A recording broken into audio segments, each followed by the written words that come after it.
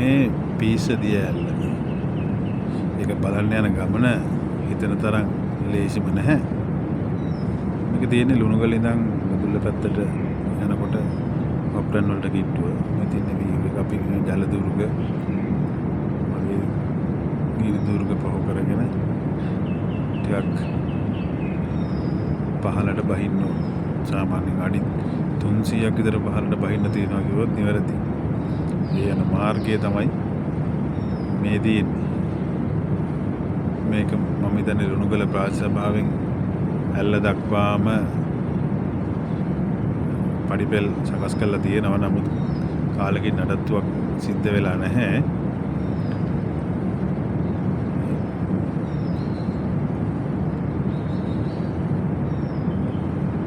එහෙනම් ටිකක් අපහසුතාව මැද්දේ වුණත් ඒ ගමන හරි සුන්දරයි.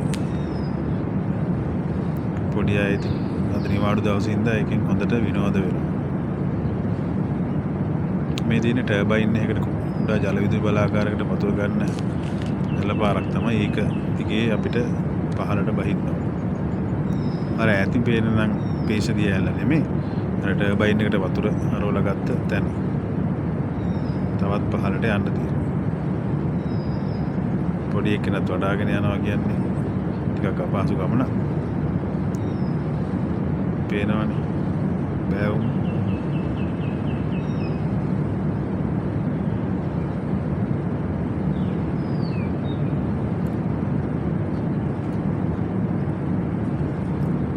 මෙන්න මෙතන තමයි අමුතු තැනක්. පොඩි කපොල්ලක්. සාමාන්‍ය මෙතනින් බඩ ගාගෙන වගේ තමයි යන්න තියෙන්නේ. ගලක් අස්සේ රිංගලා යන්න. පාසුවෙන් පොඩ්ඩක් මහත් වෙලා වගේ එන්න ඕනේ. බොහොම ප්‍රවේශමෙන් එන්න ඕනේ තැනක් මෙතන. ඒ ආවට පස්සේ මෙතන පොඩි ගිමන් හරින්න තැනකුත් හදලා තියෙනවා.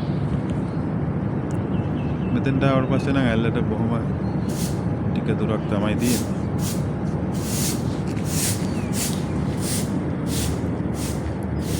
මෙහා පස්සට යනවා පොඩි ඉක්නව ගන්න.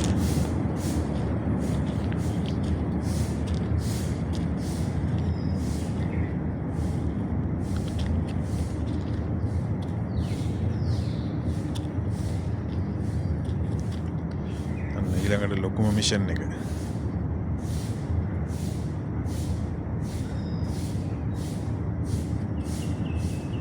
ආයිත් වඩ ගාගෙන දන්නක් ගාගෙන එනවා. අපොයි. දැන් නම් ඇල්ල පේන නොපෙනෙන මානේ අපි ඉන්නේ.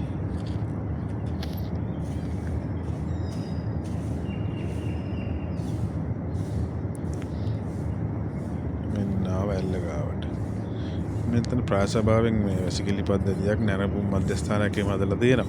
මේ දිට්ටා හින්දා මේ වැසිකිලිය නම් සම්පූර්ණයෙන්ම පාහේ මේ වෙලා ජරා වෙලා තියෙන්නේ. පස් වලින් පිරීලා ලොකු වතුර පාරක් ඇවිල්ලා පඩිපෙළුත් කඩාගෙන ගිය බව පේන්න තියෙනවා. පේනවා නිවුස්. මෙතන සාමාන්‍ය මෝදු මට්ටමේ ඉඳන් මීටර් 498ක් විතර උස තියෙනවා. කොච්චර ගමන් මාර්ගයේ දුෂ්කර වුණත් මෙතෙන්ට ආවට පස්සේ නම් පුදුම සුන්දරත්වයක් තියෙනවා. එන එක නම් හැබැයි ටිකක් දුෂ්කරයි. සූදානම් වෙලාම එන්න ඕනේ. මොකද අඩි 300ක් විතර පල්ලෙහාට බහින්න තියෙනවා මේ ඇල්ල බලන්න ප්‍රධාන මාර්ගයේ ඉඳලා. මෙතන නැරඹුම් මධ්‍යස්ථානය.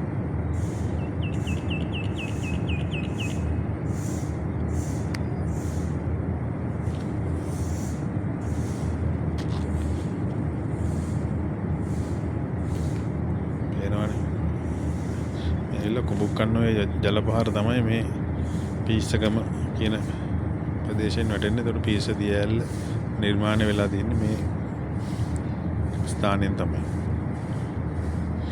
අපි යන ගමන් ඉතින් අර බයින් එකට එන වතුර පාරක් නාන්න අමතක කරෙත් නැහැ. පොඩේ හොඳට විනෝද වුණා. පේනවනේ අපි වයිෆුත් විනෝද වෙනවා.